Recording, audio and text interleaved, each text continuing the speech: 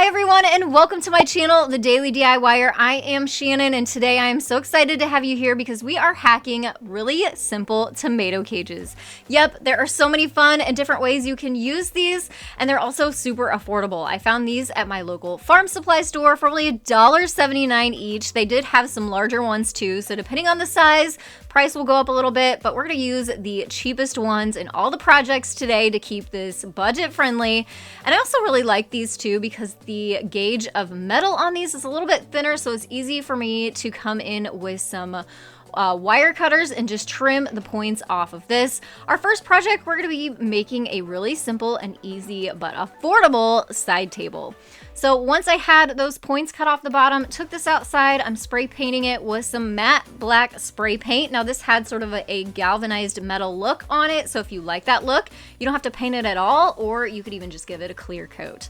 We're gonna pair this with a wood disc from Dollar Tree Plus. It was only $5, which actually is a really great deal compared to those that you can find at the hardware store. I came in with a heat gun and my putty knife to get that sticker off of the bottom. And then we're gonna use a Dollar Tree sanding block to give this a good sanding. Make sure to do the bottom, the top, and the sides. Now, since the top is wood, you can either stain it or paint it or leave it and give it a clear coat if you want. I sort of wanted the best of both worlds here, so I'm using traditional burnt umber acrylic paint, which gives this a stained wood look, but it's acrylic paint, so it dries super quick, so we don't have to wait for any kind of wood stain to dry. Then we're gonna add this to our tomato cage that is now dry, bringing that inside. We're gonna flip this over because the bottom of our tomato cage is actually gonna be the top of our table. So I'm using some hot glue on those cross points there just to kind of tack this down. And then we're going to come in with a staple gun. I love this one and I'll link it down in the description box below. It is a battery powered staple gun that you can find on Amazon, and it will save your hands. So you don't have to do the big squeezes to get these staples out. It's just got a little button that flips on and then you pull the trigger and they pop out. So easy. Now, this is optional. The points on the bottom of these tomato cages are pretty sharp, so I came in with some felt pads that I just had stashed away, put those on the bottom there to prevent my wood floors from getting scratched. You may want to use a color that matches either your floors or your table so you don't see them quite so much like mine, so I may go back and paint those. But then you just have a really simple and easy but really fashionable side table. I love this look in our living room, paired with some fall decor because we're getting into the fall months, and I also have some great fall decor ideas using these tomato cages up for you next. If you're new here, I want to say welcome. I would love to have you subscribe and hit the bell notification as I release new videos and ideas here every single week. And I don't want you to miss out on those, especially this next project. We're going to go back into Dollar Tree and grab some of their decorative mesh. You'll need 2 rolls of orange, 2 of yellow, and then in their everyday section, grab 1 of the white rolls.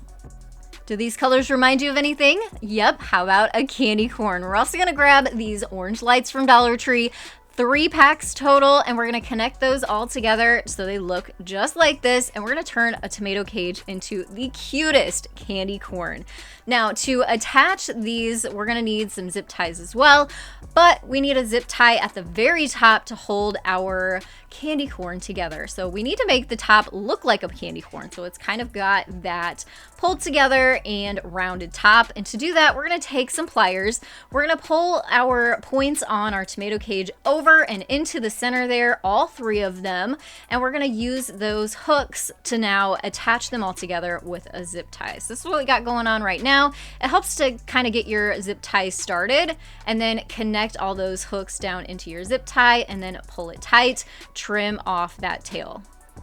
Now we're going to be doing the same process in a couple more projects coming up, so remember this process for future reference. Now we can go ahead and we can start adding our lights onto the tomato cage, but you can see now we start to have that look of a candy corn. To attach these lights, we're going to use some zip ties. So go ahead, add one of your lights to the very top with a zip tie, trim off those tails, and we're going to work our way down each one of the vertical pieces of wire, and we're going to do that to all 3 of them.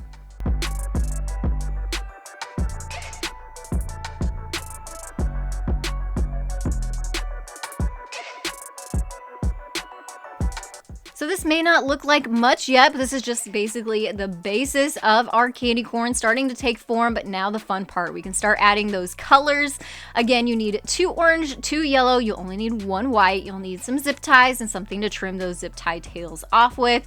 We're gonna start with yellow because yellow is at the bottom of a candy corn. I had to Google it. I wasn't quite sure what the correct order was, but yellow is the first color. We're gonna feed our zip tie through some of the mesh and then tie that onto the bottom.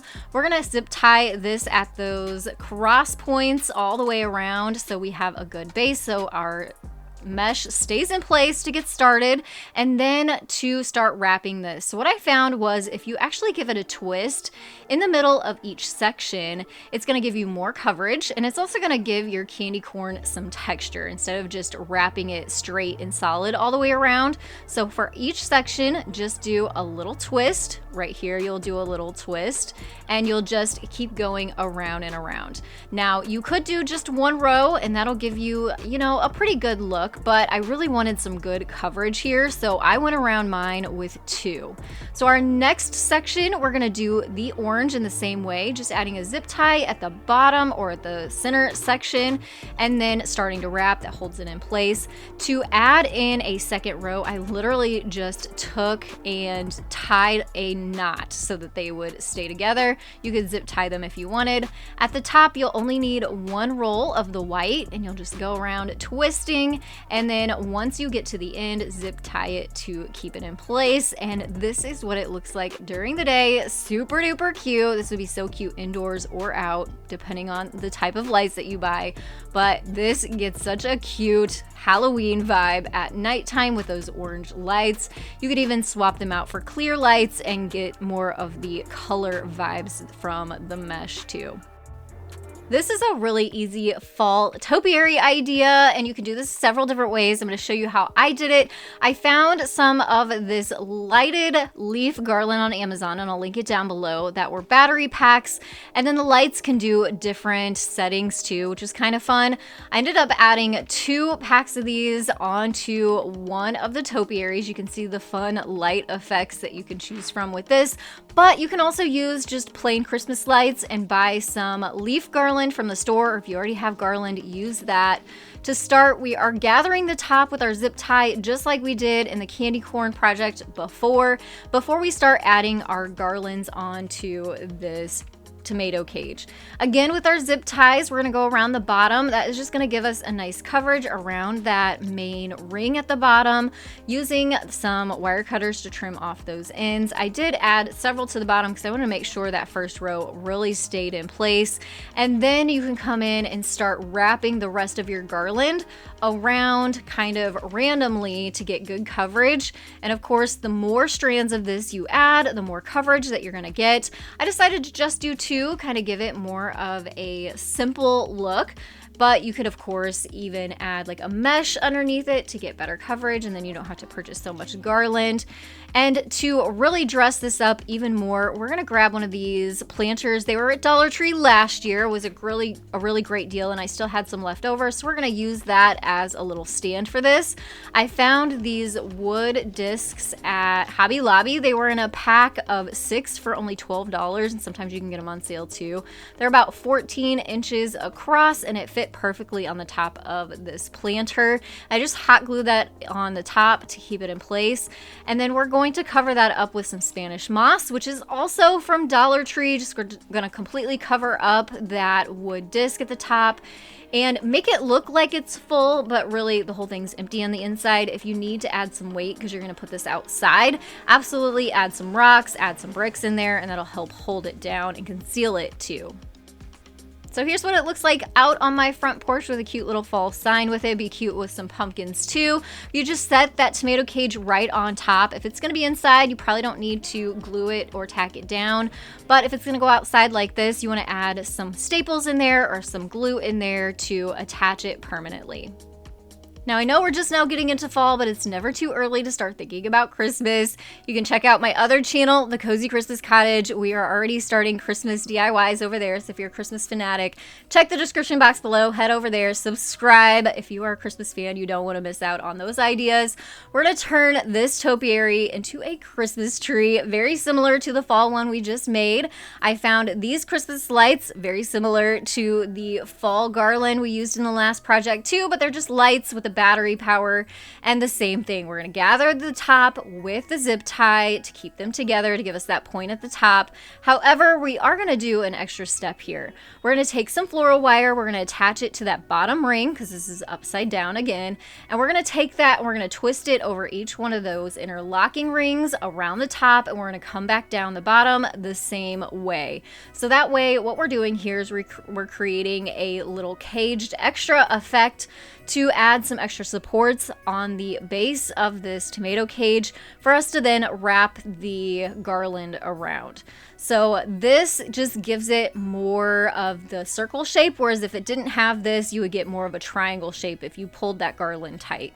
So once we have our tomato cage with the extra support around it, then we can go ahead and start adding our garland. Now, the garland that I'm using is also from Amazon, but you can find it at Dollar Tree at Christmas time as well. You'll just need several rolls of it. I got a big pack of 50 yards or 50 feet from Amazon. I'll link it down below too. It is not lit, so it doesn't have lights on it.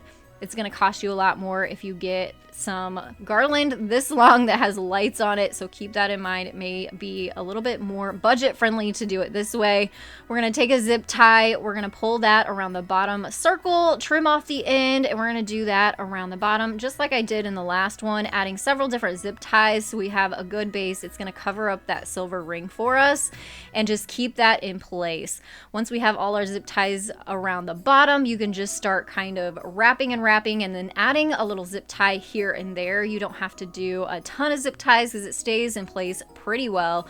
We're going to wrap that until we get to the top, add a zip tie at the very top, and there we have the base of our Christmas tree.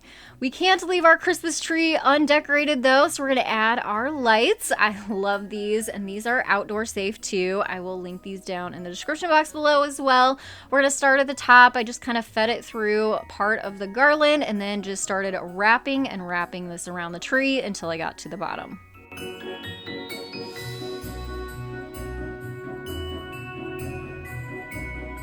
Just like a regular Christmas tree, you'll want to tuck in the cord so you don't see that hanging out, and that kind of makes your lights pop a little more. And then go ahead and decorate your tree in the style that you want. Add whatever accessories that you want, little berries, ornaments, ribbons, anything maybe you already have around your house. I'm using some really pretty wire ribbon for the top of the tree, and then just some berries that I had to add some pops of red in there. Kept it really simple. This looks so pretty during the daytime, and I love that these lights just have the different functions on it, so you can make them kind of dance or you can leave them on and they'll stay on. I added mine to this little garden stool that I had, and you could put this in an urn, you could put this in a planter, you could put this on your on your fireplace. Add a couple of them to make dual topiaries. How pretty is this at night on your porch? Up next, we're going to make a ghost for Halloween, but just wait till you see the fun special effect that I add to this project too at the end, so hang tight. We're going to start by snipping off the points on this tomato cage with some wire cutters. And again, we're going to flip this upside down. So the top is going to become the bottom. And we're going to use a soccer ball. We have so many balls laying around our house. I'm borrowing this one from my son. And instead of painting it, I want to be able to give this back to him after Halloween. So I just covered it with a t-shirt instead. You can find these at Dollar Tree. I just pulled it all the fabric down to the bottom, trimmed it off, and then added a rubber band to the bottom to gather all that fabric. So you can use a bowl if you have a bowl, you could use a big styrofoam ball, but if you have a ball laying around your house, use that. That's going to be the head of our ghost, and we need to hot glue that into place on the smaller ring of our tomato cage. Just set that right down on the top, push it down tight so it'll sit on top there. Now, this is white fabric that I ordered on Amazon. I'll link this down below too, but you could get it at the craft store. You could get it at Walmart. It's pretty inexpensive. And this is about 2 yards, and I doubled it up so it would be thicker and you wouldn't see through it. I laid that over the ball on the top of this tomato cage, and then I had some points hanging off to the side. So some scissors took care of that problem. Just rounded it off so it had more of a round shape versus those points. And then what we're gonna do is we're gonna come in with a pencil and we're just gonna mark about where we want our eyes, which are going to be simple ovals. Again, same thing for the mouth, just underneath those, centered, could not be more simple. And then we are gonna lay our fabric on a piece of cardstock here to protect our countertop. And then I used some black fabric paint to paint those ovals in.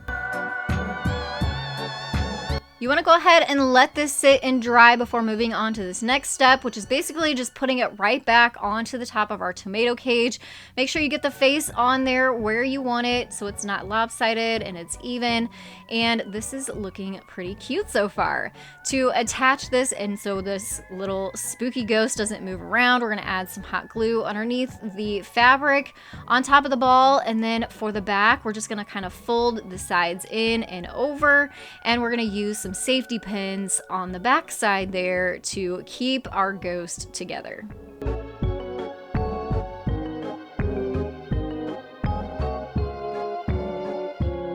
So this is so cute by himself, just a fun little accessory, an added addition to your Halloween decor, but like I said, I have a special effect. Go ahead and grab one of these strobe lights from Dollar Tree. They take a couple AAA batteries, and as you can see, you just press the button on the top. You can put that wherever you want your ghost, set your ghost in your tomato cage right on top, and you have a spooky effect when the lights go out.